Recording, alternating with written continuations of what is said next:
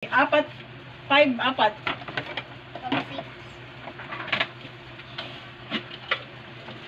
Lima, 4 na gani. Pag 6 pa.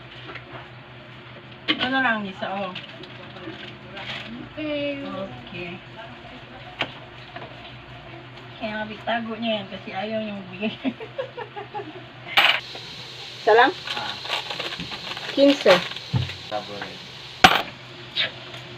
Sila, 4.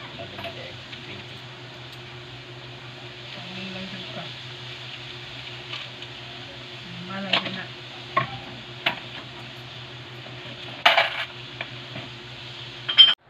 So, ayan mga kasari, good morning. Nagdi-display na naman ako ng aking mga paninda today, araw ng Sabado. Ayan, meron pa ako mga i-display.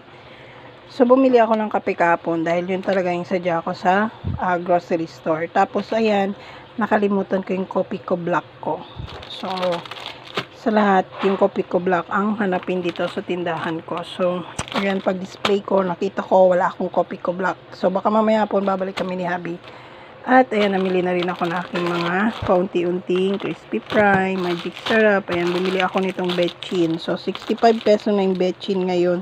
Dati bili ko 55 lang. So, magre-repack din ako ng aking harina. Dahil yung aking harina doon wala na.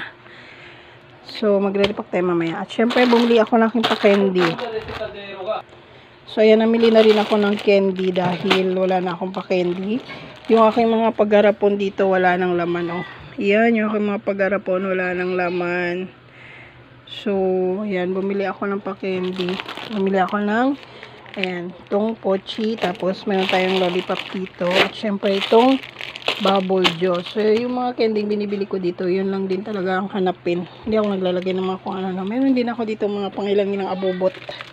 Ayan, pero matagal na ubus mga kasari kasi wala nga akong mga kapitbahay na mga bata masyado dito. So, ilang bahay lang may mga bata dito. So, yung tsura ng aking mga paninda. At kaya nga sabi ko magdi-display ako dahil may binili kami ni Habi. So, bumili na naman ako ng mga sabon.